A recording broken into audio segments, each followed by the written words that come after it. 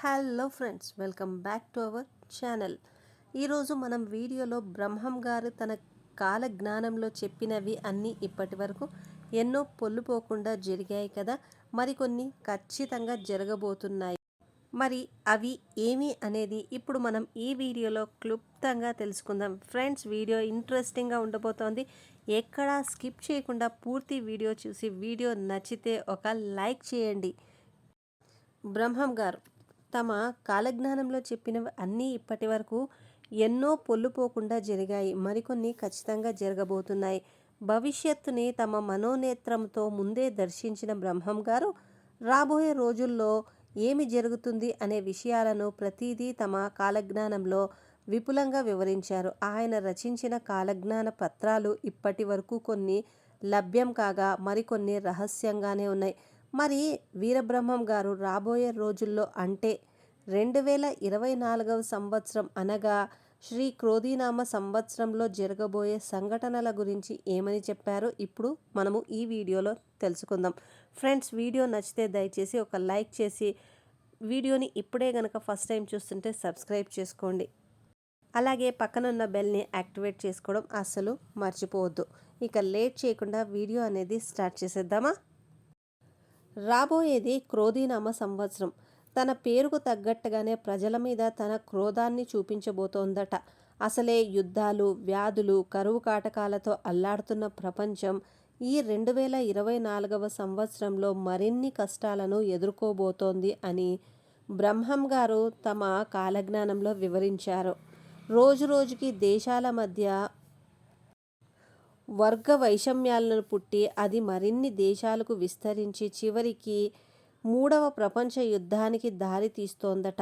ప్రపంచ దేశాలు మొత్తం ముస్లిమేతర దేశాలుగా విడిపోయి యుద్ధానికి దిగుతాయట. ఈ మారణకాండలో ఎంతోమంది అమాయకులు చనిపోతారంట. రాబోవు వైశాఖ అమావాస్య రోజున దేశానికి ఈశాన్యాన ఒక కారడవిలో ఉన్న కుగ్రామములో వింత వ్యాధి ఒకటి పుట్టి అది క్రమంగా ప్రపంచం మొత్తం వ్యాపిస్తుందట. మందులేని ఈ ప్రాణాంతక వ్యాధి బారిన పడి అనేక మంది ప్రజలు ఒంటి నిండా బొబ్బలు పుట్టి ఆర్తనాదాలు చేస్తూ మరణిస్తారట. పర్యావరణాలలో సమతుల్యత దెబ్బతిని ఉన్నట్టుండి వరదలు మహానగరాలను ముంచెత్తుతాయట. ఈ 2024వ సంవత్సరంలో కలకత్తా నగరంలో పెద్ద భూకంపం సంభవించబోతోందట. దీని వలన అపార ప్రాణ ఆస్తి నష్టం కలుగుతుందట. ఆకాశంలో వింత నక్షత్రం ఒకటి పుట్టి రంగురంగుల కాంతులను విరజిమ్ముతుందట. అప్పటి నుండి దేశంలో అనేక వింత సంఘటనలు చోటు చేసుకుంటాయట. ఊరి పొలిమేరలలో తెల్లటి కాకులు వచ్చి బోరున విలపిస్తూ తల బాదుకుని చేస్తాయట. ఇది చూసిన జనం నెత్తురు కక్కుకొని చనిపోతారట. ఉన్నట్టుండి ఆకాశము నుండి పిడుగుల వర్షం కురుస్తుందంట. దీనివల్ల ఎంతో ఆస్తి నష్టం, ప్రాణ నష్టం జరుగుతుందట.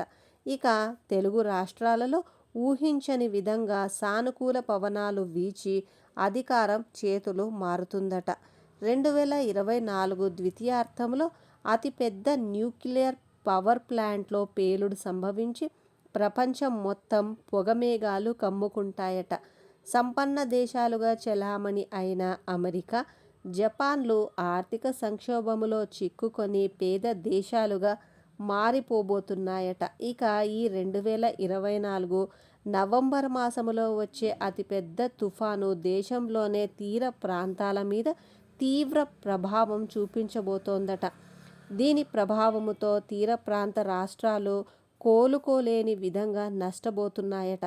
సూర్యుడు ఉన్నట్టుండి అగ్నిగోళంగా మారి భూమి మీద నిప్పులు కురిపిస్తాడట.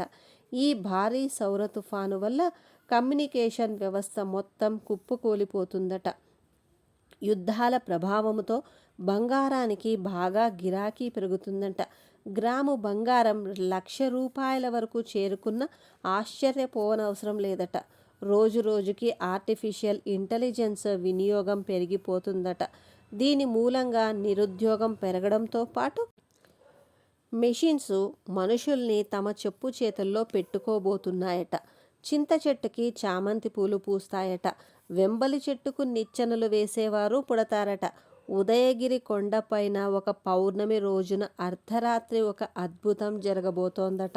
ఆ కొండపైన మిరమిట్లు గొలిపే కాంతితో ఒక వింత ఆకారం ఒకటి పుడుతుందట. 2024 మధ్యమంలో శాస్త్రవేత్తలను సైతం ఆశ్చర్యపరిచేలా ఉన్నట్టుండి ఒక గ్రహశకలం ఎవ్వరూ ఊహించని విధంగా భూమి వైపు దూసుకు వస్తుందట. రాజ్యాలు ఏలిన వారు భిక్షాటనకు దిగుతారు. భిక్షం ఎత్తిన వారు ఐశ్వర్యమును పొందుతారట. క్రూర మృగాలు అడవిని వదిలి పట్టణాలు గ్రామాలలో సంచరిస్తాయట. చోళమండలం అంటే తమిళనాడులో అతిపెద్ద తుఫానులు సంభవించి ఎంతో ప్రాణ ఆస్తి నష్టం కలుగుతుందట. కంచి కామాక్షమ్మ కన్నుల వెంట నీరు కారుతుందట. ఈ సంఘటన జరిగిన తరువాత వందలాది మంది మృతి చెందుతారట. పంది కడుపున కోతి, కోతి కడుపున కుక్క జన్మిస్తాయట. ఇక దేవాలయాలలో విలువైన దేవతా విగ్రహాలు దొంగల పాలు అవుతాయట. ఇలా భవిష్యత్తులో జరగబోయే అనేక సంఘటనల గురించి బ్రహ్మం గారు తమ కాలజ్ఞానంలో వివరించారు.